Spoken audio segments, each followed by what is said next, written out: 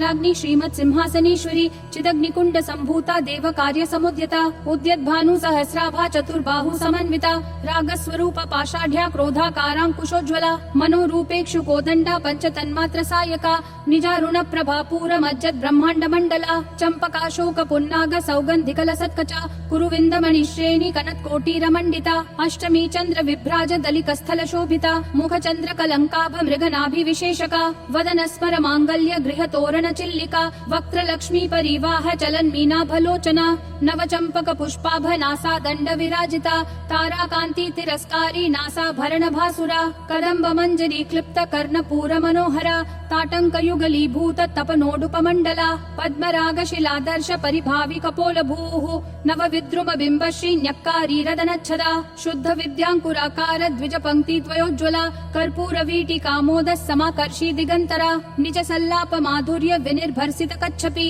मंद स्मित प्रभापूर मज्जत कामेश मानसा अनाकलित सादृश्य चिपुक श्री विराजिता कामेश बद्ध मांगल्य सूत्र शोभित कंधरा कनकांगद केयूर कमनीय भुजान्विता रत्न ग्रैवेय चिंता कलोल मुक्ता फलान्विता कामेश्वर प्रेम रत्न मणि प्रतिपनस्तनी नाभ्यालवाल रोमाली लता फल कुचद्वयी लक्ष रोमलता धारता समुन्नेय मध्यमा स्तन भारदलन मध्य पट्ट बंधवलित्रया अरुणारुण कौसुंभ वस्त्र भास्वत्कटी तटी रत्न किंकिणिकारम्य रशनादाम भूषिता कामेशद्याद सौभाग्य मार्दवोरुद्वयान्विता माणिक्य मुकुटाकार जानुद्वय विराजिता इंद्रगोप परिक्षिप्त स्मरतूनाभजंगिका गूढ़ गुल्फा कर्म पृष्ठ जयिष्णु प्रपदान्विता नखद्दीधिति संचन्न नम जनतमो गुणा पदद्वय प्रभाजाल पराकृत सरोरुहा सिंजानमणि मंजीर मंडित श्रीपदाम्बुजा मरालि मंद गमना महालावण्य शेवधिः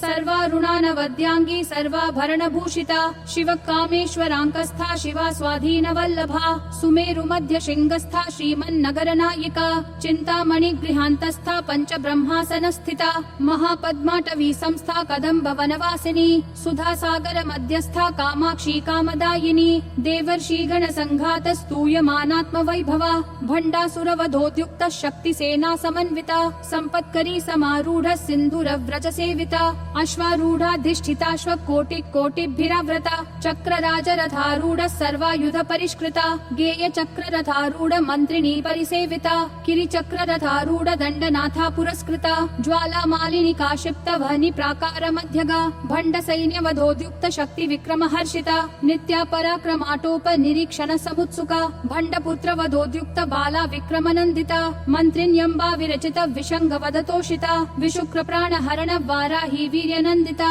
कामेश्वर मुखालोक कल्पित श्री गणेश्वरा महागणेश निर्भिन्न विघ्न यंत्र प्रहर्षिता भंडा सुरेंद्र निर्मुक्त शस्त्र प्रत्यस्त्र वर्षिणी करांगुली नखोत्पन्न नारायण दशाकृतिः महापाशुपतास्त्राग्नि निर्दग्धासुर सैनिका कामेश्वरास्त्र निर्दग्ध सभंडासुर शून्यका ब्रह्मोपेन्द्र महेन्द्रादि देव संस्तुत वैभवा हर नेत्राग्नि संदग्ध काम संजीवन औषधिः श्रीमद्वाग्भव कूटैक स्वरूप मुख पंकजा कंठाधक्कटि पर्यंत मध्य कूट स्वरूपिणी शक्ति कूटैकतापन्न कट्य धोभागधारिणी मूल मंत्रात्मिका मूल कूट त्रय कलेबरा कुलामृतैक रसिका कुल संकेत पालिनी कुलांगना कुलांतस्था कौलिनी कुल योगिनी अकुला समयांतस्था समयाचार तत्परा मूलाधारैक निलया ब्रह्म ग्रंथि विभेदिनी मणिपूरांत रुदिता विष्णु ग्रंथि विभेदिनी आज्ञा चक्रांतरालस्था रुद्र ग्रंथि विभेदिनी सहस्राराम्बुजारूढ़ा सुधा साराभिवर्षिणी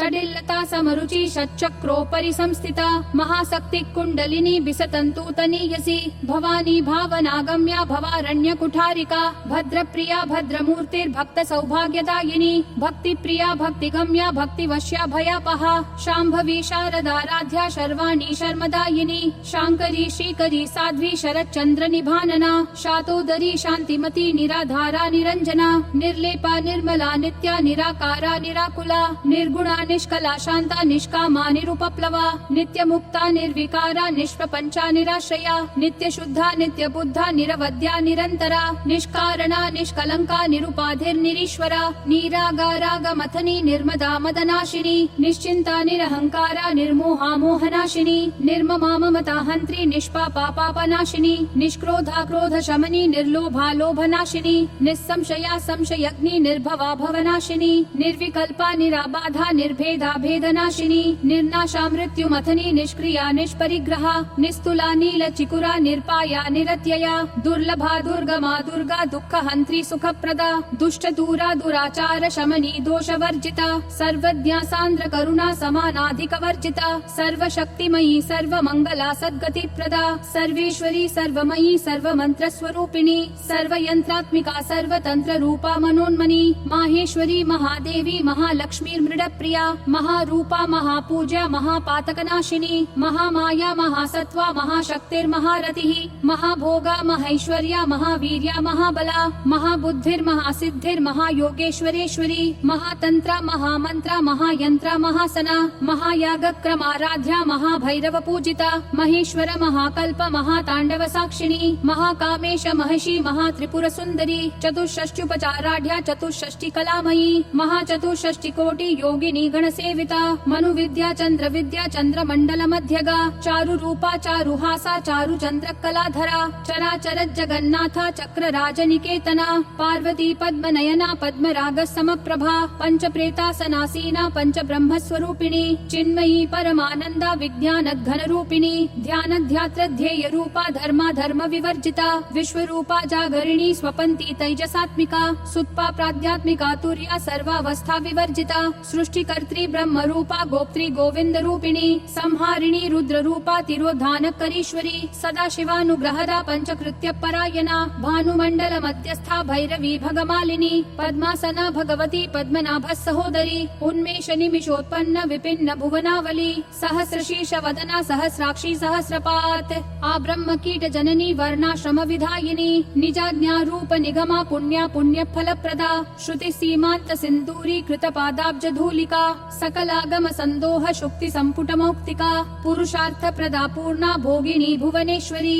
अंबिका नादि निधना हरि ब्रह्मेन्द्र सेविता नारायणी नाद रूपा नाम रूप विवर्जिता ह्रींकारी ह्रीमती हृदया हेयोपादेय वर्जिता राजराजार्चिता राज्ञी रम्या राजीव लोचना रंजनी रमणी रस्या रनत किंकिणी मेखला रमा राकेन्दु वदना रति रूपा रति प्रिया रक्षा करी राक्षसग्नि रामा रमण लंपटा काम्या काम कला रूपा कदम्ब कुसुम प्रिया कल्याणी जगती कंदा करुणा रस सागरा कलावती कलालापा कांता कादम्बरी प्रिया वरदा वाम नयना वारुणी मद विह्वला विश्वाधिका वेद वेद्या विंध्याचल निवासिनी विधात्री वेद जननी विष्णु माया विलासिनी क्षेत्र स्वरूपा क्षेत्रेशी क्षेत्र क्षेत्रज्ञ पालिनी क्षय वृद्धि विनिर्मुक्ता क्षेत्रपाल समर्चिता विजया विमला वंद्या वंदा रूजन वत्सला वाग्वादिनी वामकेशी वहनी मंडल वासिनी भक्तिमत्कल्प लतिका पशुपाश विमोचिनी संभृता शेष पाषंडा सदाचार प्रवर्तिका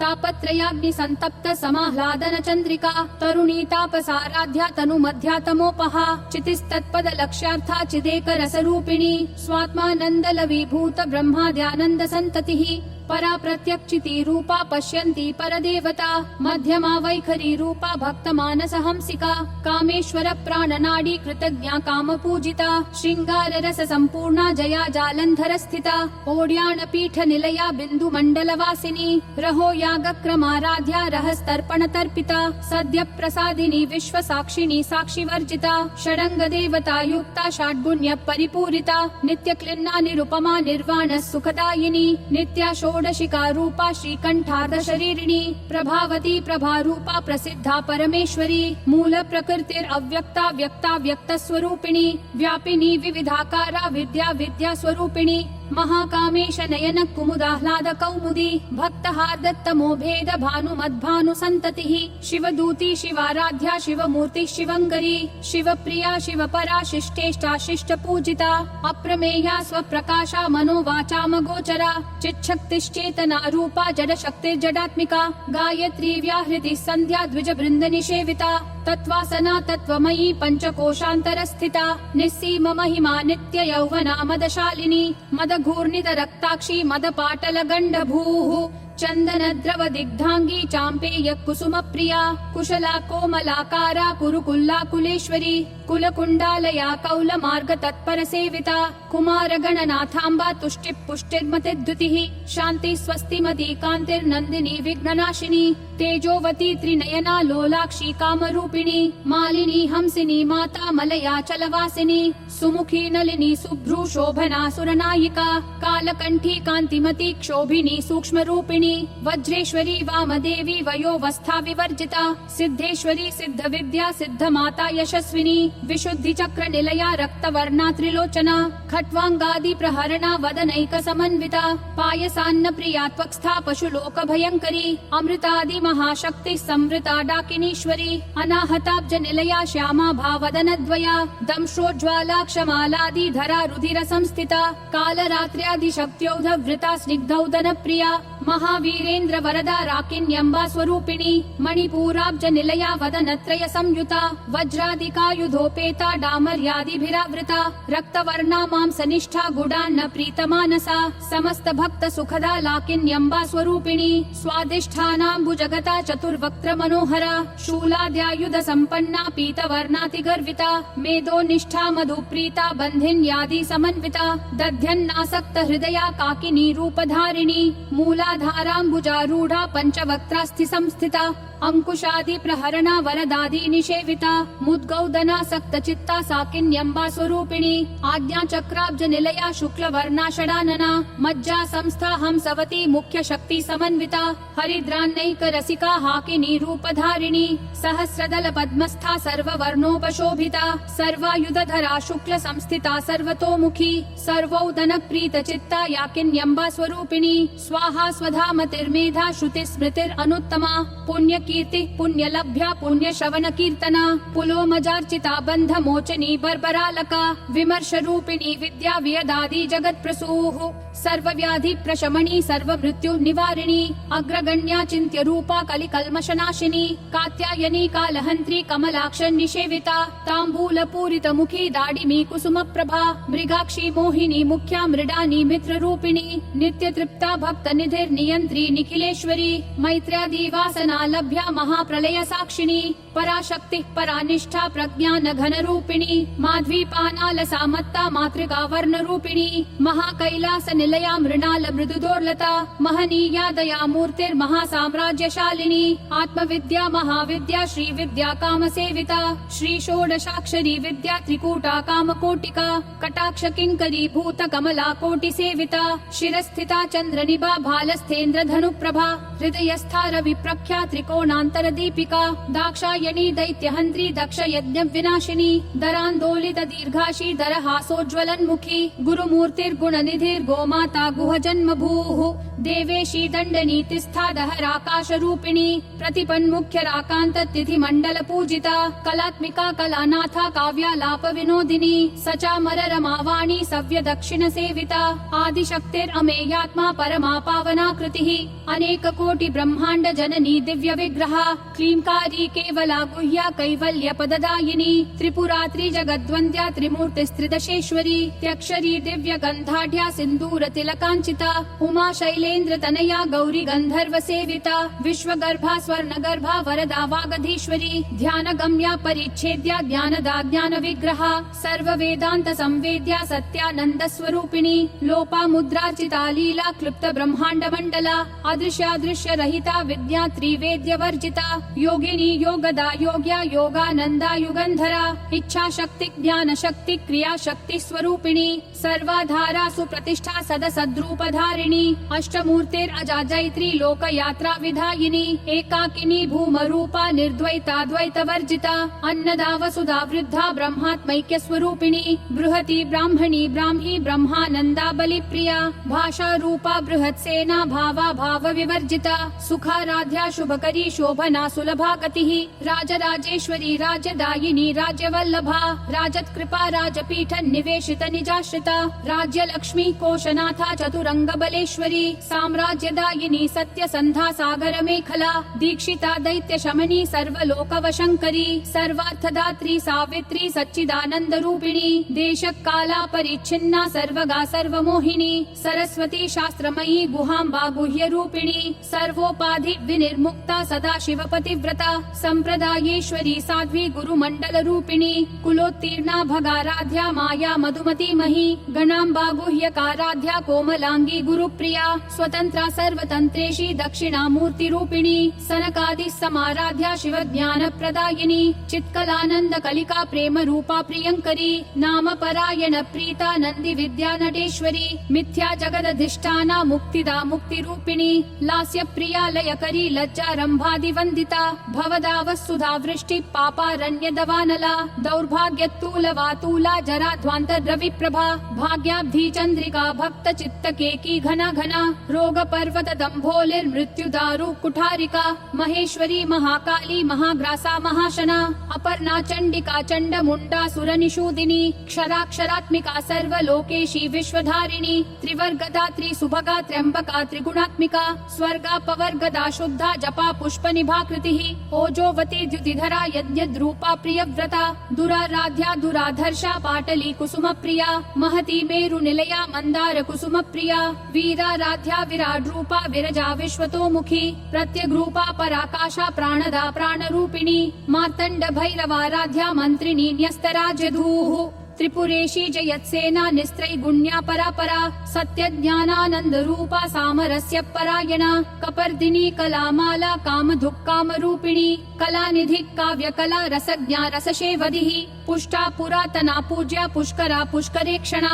परं ज्योतिः परं धाम परमाणु परात्परा पाशहस्ता पाशहन्त्री परमंत्र विभेदिनी मूर्ता मूर्ता नित्य तृप्ता मुनिमानस हंसिका सत्यव्रता सत्यरूपा सर्वान्तर्यामिनी सती ब्रह्माणी ब्रह्म जननी बहुरूपा बुधार्चिता प्रसवित्री प्रचंडाज्ञा प्रतिष्ठा प्रकटाकृतिः प्राणेश्वरी प्राणदात्री पंचाशत् पीठ रूपिणी विशंखला विविक्तस्था वीरमाता वियत्प्रसूः मुकुंदा मुक्ति निलया मूल विग्रह रूपिणी भावज्ञा भव रोगग्नि भव चक्र प्रवर्तिनी छंदस्सारा शास्त्रसारा मंत्रसारा तलोदरी उदार कीर्तिर उद्दाम वैभवा वर्ण रूपिणी जन्म मृत्यु जरा तप्त जन विश्रांतिदायिनी सर्वोपनिषदुद्घुष्टा शान्त्यतीत कलात्मिका गंभीरा गगनान्तस्था गर्विता गानलोलुपा कल्पना रहिता काष्ठा कांता कांतार्ध विग्रहा कार्यकारण निर्मुक्ता कामकेली तरंगिता कनक कनकताटंका लीला विग्रहधारिणी अजाक्षय विनिर्मुक्ता मुग्धा क्षिप्रत प्रसादिनी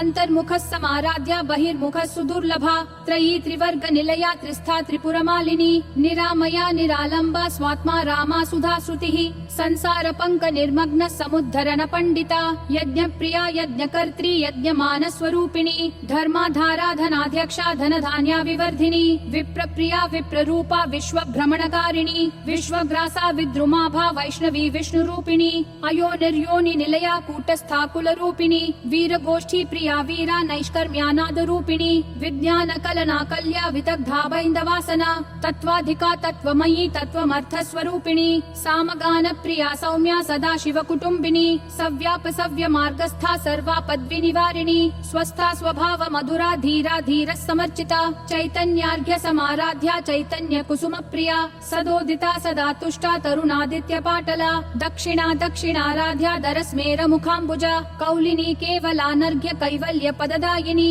स्तोत्र प्रिया स्तुतिमती श्रुति संस्तुत वैभवा मनस्विनी मानवती महेशी मंगलाकृतिः विश्वमाता जगद्धात्री विशालाक्षी विरागिणी प्रगल्भा परमोदारा परामोदा मनोमयी व्योमकेशी विमानस्था वज्रिणी वामकेश्वरी पंचयज्ञ प्रिया पंच प्रेत मंचाधिशायिनी पंचमी पंचभूतेशी पंच संख्योपचारिणी शाश्वती शाश्वतैश्वर्या शर्मदा शंभु मोहिनी धराधर सुता धन्या धर्मिणी धर्मवर्धिनी लोकातीता गुणातीता सर्वातीता शमात्मिका बंधुक कुसुम प्रख्या बाला लीला विनोदिनी सुमंगली सुखकरी सुवेशाढ्या सुवासिनी सुवासिन्यर्चन प्रीता शोभना शुद्ध मानसा बिंदु तर्पण संतुष्टा पूर्वजा त्रिपुरांबिका दशमुद्रा समाराध्या त्रिपुरा श्रीवशंकरी ज्ञान मुद्रा ज्ञान गम्या ज्ञान ज्ञेय स्वरूपिणी योनि मुद्रा त्रिखंडी त्रिपुरेशी त्रिगुणाम्बा त्रिकोणगा अनघाद्भुत चारित्र वाञ्छितार्थ प्रदायिनी अभ्यासातिशय ज्ञाता षडध्वातीत रूपिणी